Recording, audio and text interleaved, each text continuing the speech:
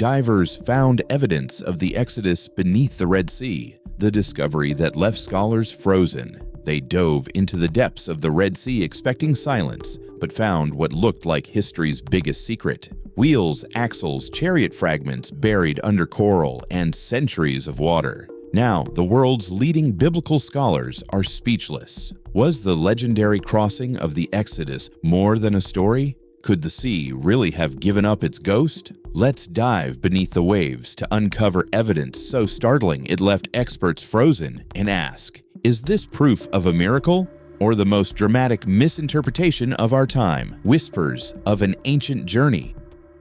Long before any diver set foot beneath the Red Sea, the Exodus was woven into the identity of entire civilizations, a tale of escape from oppression, of miracles under an endless desert sky. For followers of Abrahamic faiths, the crossing of the Red Sea is more than a historical record. It is divine intervention manifesting in one night. But as centuries passed, the story became fuel for skepticism. Scholars called it metaphor, myth, poetic exaggeration. Some attributed it to a freak tide and natural wind shift. Others believed it never happened at all. Archaeologists came and went, scanning dry sands but never venturing into what lay beneath the water. The sea remained silent until modern technology dared to listen. The earliest known references to Exodus events are found not only in the Book of Exodus, but on fragments of ancient papyri and temple inscriptions mentioning a mysterious people known as the Apiru, a name many scholars link to early Hebrews. Egyptian records are scarce, perhaps intentionally erased, but some texts hint at the sudden disappearance of slaves during the reign of Ramses II.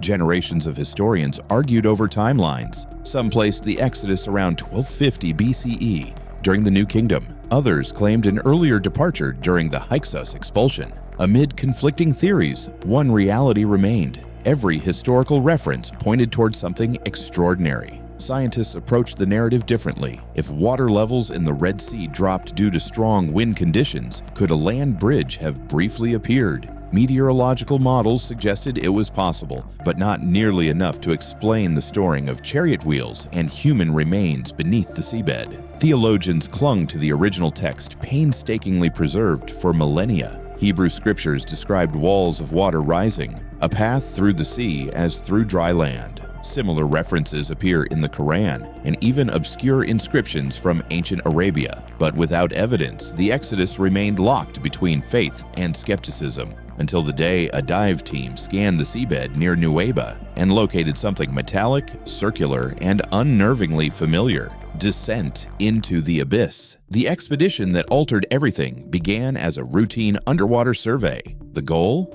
To map portions of the seabed for possible geological formations and shipwreck remains. The divers hadn't gone looking for biblical history, yet history found them. Their equipment was state-of-the-art: submersible drones, magnetometry scanners, and high-resolution sonar. The Red Sea's notorious depth and visibility issues made the operation challenging. Strong currents scraped ancient sand layers across the seafloor like invisible hands erasing fingerprints. Yet, something had survived. At approximately 280 feet below the surface, the first anomaly appeared: a perfectly circular shape partially embedded in coral. At first, the team assumed it was part of an old shipwreck, but the diameter was unusually large, and its structure did not align with maritime construction. What they found next froze them. Fragments of timber, blackened and compressed, shaped metal pieces fused to coral, and what looked like the remnant of a wooden wheel with spokes, far larger and thicker than any from ancient ocean-going vessels. The submersible scanned further. Another wheel, then another. The divers retrieved samples working with surgical precision. Human bone fragments found nearby were carbon tested. The results returned an approximate range between 1400 and 1200 BCE, right within the Exodus timeframe. News of the findings remained confidential at first. The lead marine archaeologist approached institutions with caution, knowing that misinterpretation could lead to sensationalism. Further dives revealed axle-like structures consistent with chariot components used during Egypt's 18th dynasty. Analysis of artisan metallurgy indicated a unique bronze-tin alloy, typical of high-status military construction in ancient Egypt. Nothing similar had previously been recorded in maritime excavation. The implications were staggering. Why would multiple chariot-like remains be found deep underwater? Expert restoration teams cleaned samples under microscope analysis. One fragment displayed faint carvings resembling the royal insignia of Pharaoh. Scholars cross-referenced the symbols. Some corresponded to Egyptian symbols of divinity. Others hinted at the cartouche of Ramses. But perhaps the most chilling moment came when high-definition scans revealed traces of gold plating still visible on certain wheel edges. These were not everyday military vehicles. These were royal chariots, exactly the type used when elite forces were dispatched. Suddenly, the biblical account of Pharaoh's army chasing the Israelites into the sea took on a terrifying possibility. Crossing the sea science meets scripture. According to the book of Exodus, there was a strong wind from the east that blew across the waves throughout the night. It was not until daybreak that the sea opened up, so paving the way. This wind-driven phenomena, which is known as wind setdown, has been confirmed by contemporary atmospheric research to be capable of momentarily reducing the size of the water body. This, however, does not account for a total separation that is characterized by tall walls on both sides. That is, unless something else took place. Geophysicists proposed a proposal which suggested that the region may have been subjected to ancient seismic activity, which may have caused shift displacement along fault lines, so allowing for the temporary exposing of submerged ridges. The occurrence, when combined with the velocity of the wind, has the potential to provide the unusual conditions for a quick crossing. On the other hand, this process would be fragile. In the event that floods were momentarily redirected, it would only take a few seconds for the walls to fall with a force that would be disastrous. This idea was consistent with the timing that was recounted in the Bible, which was just as Pharaoh's army was entering. Recent developments in marine imaging have uncovered very faint topographical ridges beneath the Red Sea. These ridges correlate with possible migration routes that originate from the Sinai Peninsula. As a result of further investigation, it was discovered that during some historical tidal cycles, these ridges were able to momentarily extend above lower sea levels. The sediment deposits that are included within these ridges have been found to be highly disturbed, as if thousands of feet had previously traversed them, according to satellite geological scanning. The biblical assertion that the Israelites walked upon dry ground might be reconciled with this explanation. In addition, some historians have pointed out that a significant number of ancient Egyptian conflicts were fought with strongly armored chariots that weighed more than 450 pounds. Such vehicles would have a difficult time maintaining their speed in the rough topography of the seabed. In the event that the sea were to submerge at that precise moment, their evacuation would be extremely difficult. Pressure fracture on metal shards revealed violent structural force in a single directional sweep, which was an even more startling finding that was reported by the forensic laboratory.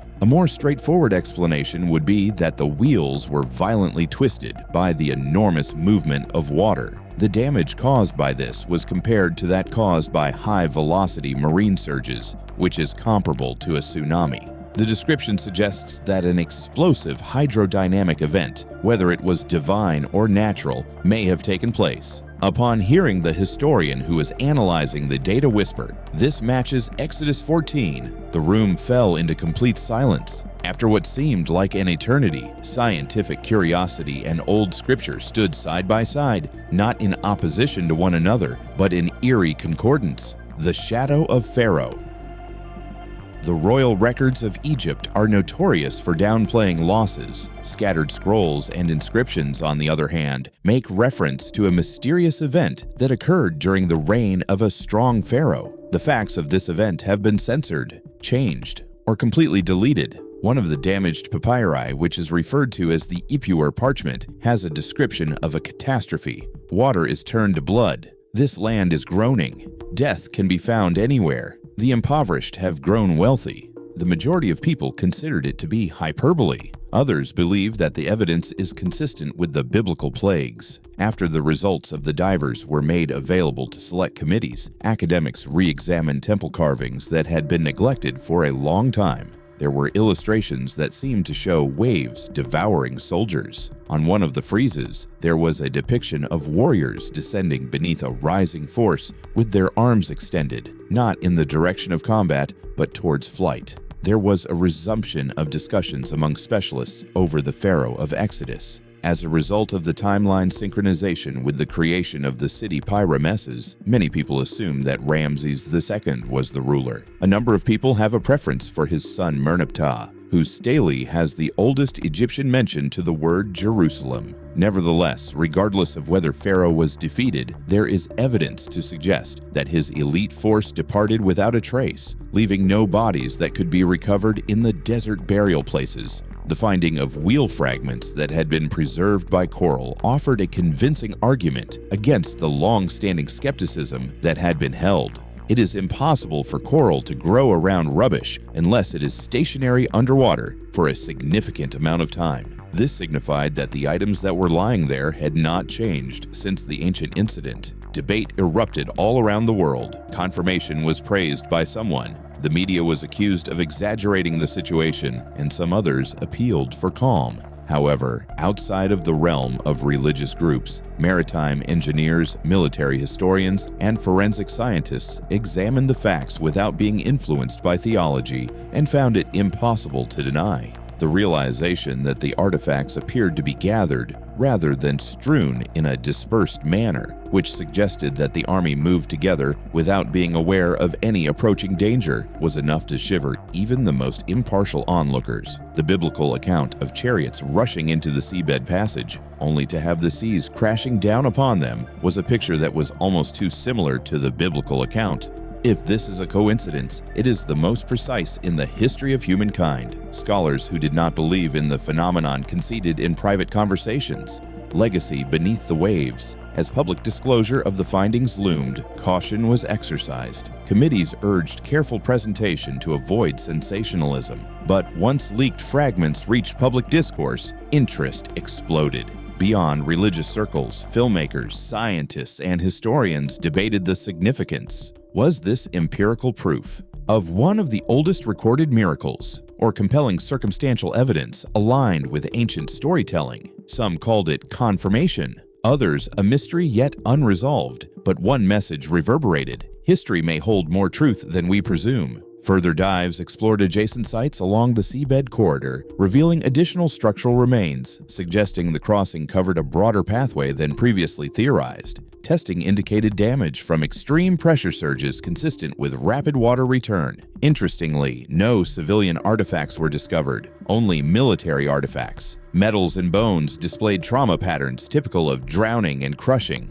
Geologists supported the theory that a sudden environmental collapse overwhelmed the site. Scholarly interpretation varied. Some maintained natural explanations enhanced biblical credibility, indicating divine orchestration through environmental events. Others insisted only a supernatural force could cause such precise timing. The conversation extended beyond theology. Environmental recovery projects looked to history for lessons in resilience. Psychologists examined the narrative of liberation under impossible odds. Spiritual leaders spoke of renewed faith. Time passed, but the quiet under the Red Sea remained a profound testament. Divers returned to the site not to disturb history, but to observe it respectfully. Some brought prayers, others brought cameras, all left with a new sense of humility, because whether miracle or mystery, one truth emerged clearly. Something remarkable happened there. Something that stood against armies, defied logic, and echoed through time. And perhaps the most powerful discovery was not the wheels beneath the waves, but what stirred within hearts above the surface.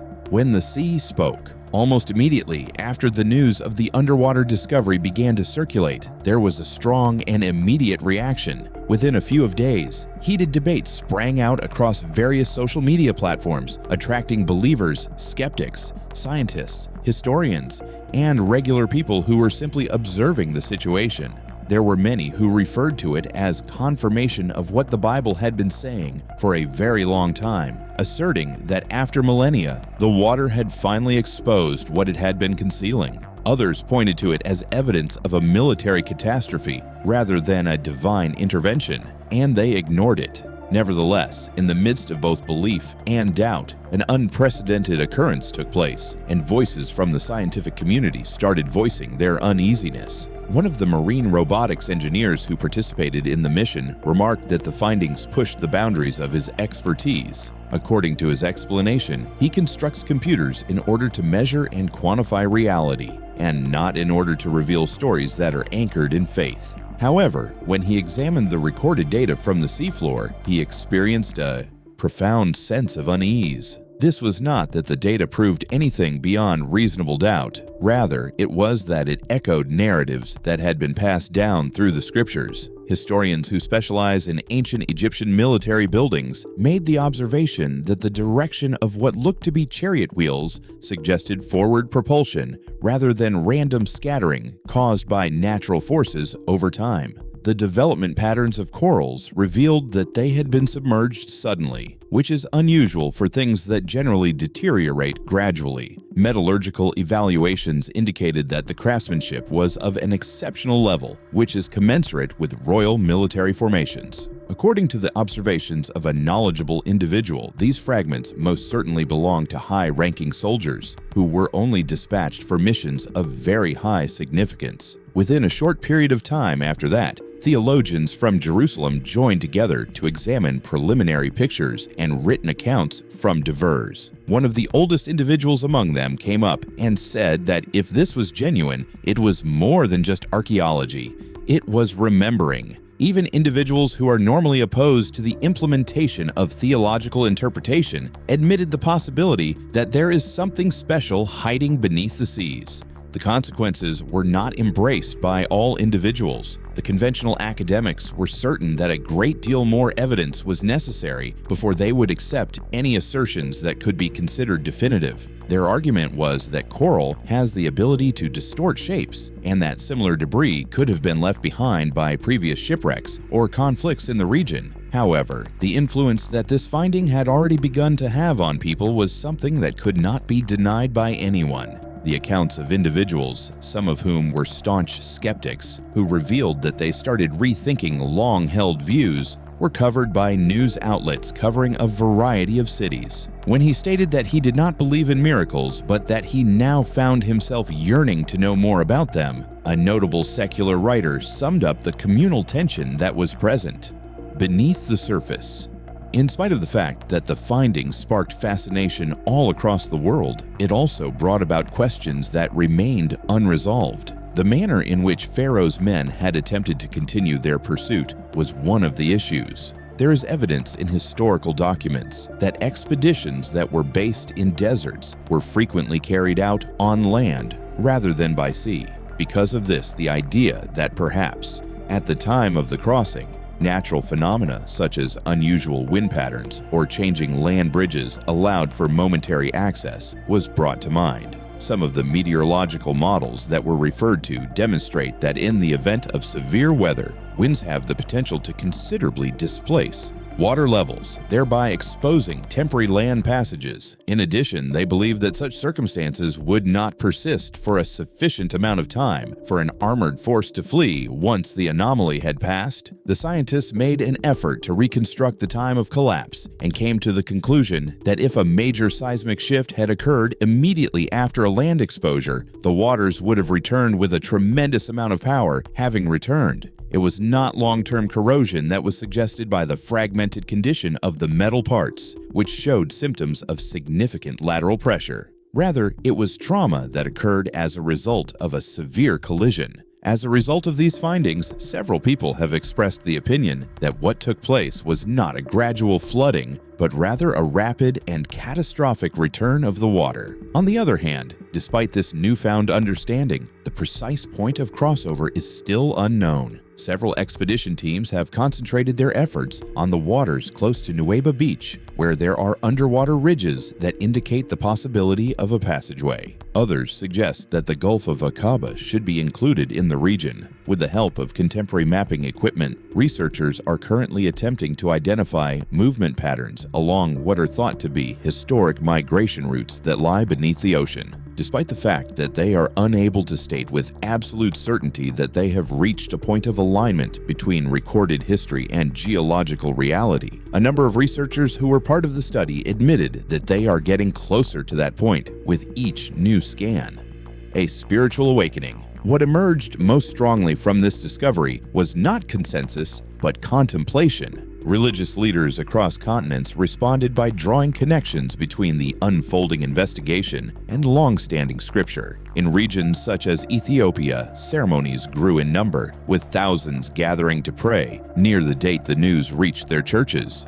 In synagogues, rabbis recited ancient passages describing a path made through the waters. In parts of Asia, scholars from different faiths discussed the discovery as evidence that ancient traditions, though culturally distinct, may share deeper spiritual roots. Local divers near the Red Sea reported that visitors had begun traveling to the shore not to analyze, but simply to stand quietly, looking across the water. One diver who had assisted previous expeditions described moments of stillness, where he watched visitors stare at the horizon in silence, as if searching for something they could not quite put into words. An American journalist who identified as atheist later explained that his beliefs remained unchanged, but acknowledged that after visiting the site, he left with questions he never expected to ask. What lies beyond the deep? There has been no definitive announcement made. Despite the rise in interest, the artifacts are still being examined, and in the near future, missions that have been planned will start using advanced subsea imaging to look deeper.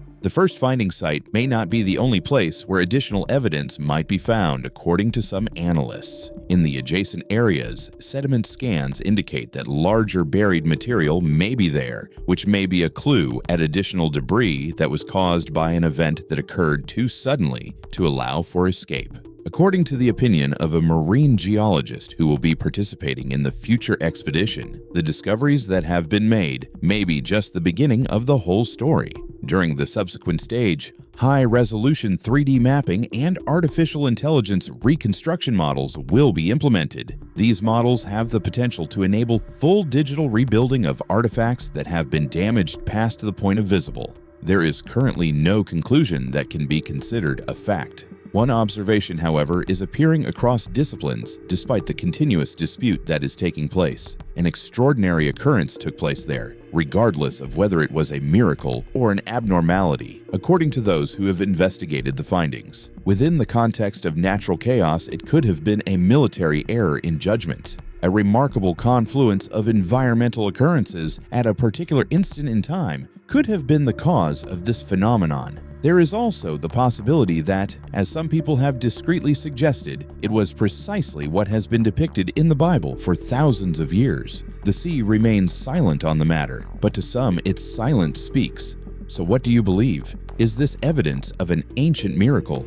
or a powerful convergence of science in history? Share your thoughts below. And if this story moved you, like and subscribe for more extraordinary journeys into the past.